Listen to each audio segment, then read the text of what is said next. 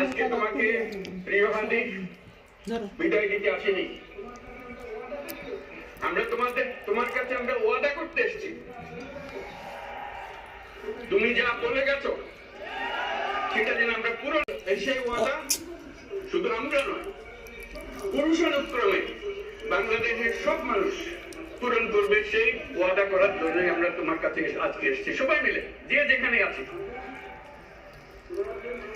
আমরা তোমার যে মানব প্রেম, তোমার যে ভঙ্গি, মানুষের সঙ্গে উঠা বসা, তোমার যে রাজনৈতিক দৃষ্টিভঙ্গি, সবাই প্রশংসা করছে।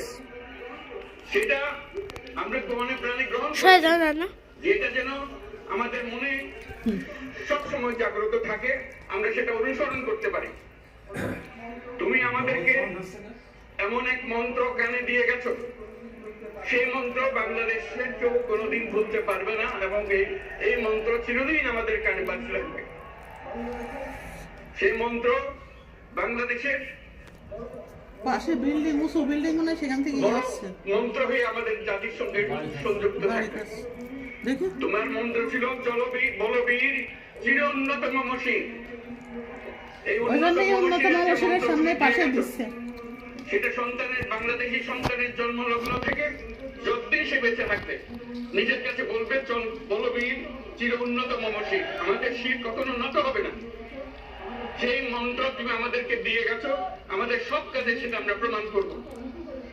আমরা দুনিয়ার সামনে মাথা উঁচু করে চলবো, কারো কাছে মাথা নত করবো না। সেই মন্ত্র তুমি আমাদেরকে দিয়ে গেছো, আমরা সেটা পূরণ করে যাব।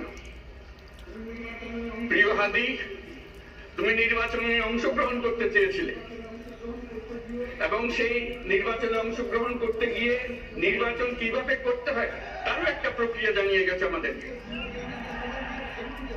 সেই প্রক্রিয়া যেন আমরা সবাই মিলে গ্রহণ করি, যে কিভাবে প্রচারণা কার্য চালাতে হয়, কিভাবে মানুষের কাছে যেতে হয়, কিভাবে মানুষকে কষ্ট না দিয়ে তার বক্তব্য প্রকাশ করতে হয়, কিভাবে বিনীতভাবে মানুষের কাছে আসতে হয়, সবকিছু তুমি শিক্ষা দিয়ে গেছো। আমরা এই শিক্ষা গ্রহণ করলাম, আমরা এই শিক্ষা চালু করতে চাই। আমরা সবাই আমাদের জীবনে আমাদের রাজনীতিকে এই পর্যায়ে নিয়ে আসতে চাই, যাতে হাদি আমাদের জীবনে স্পষ্টভাবে জাগ্রত থাকে।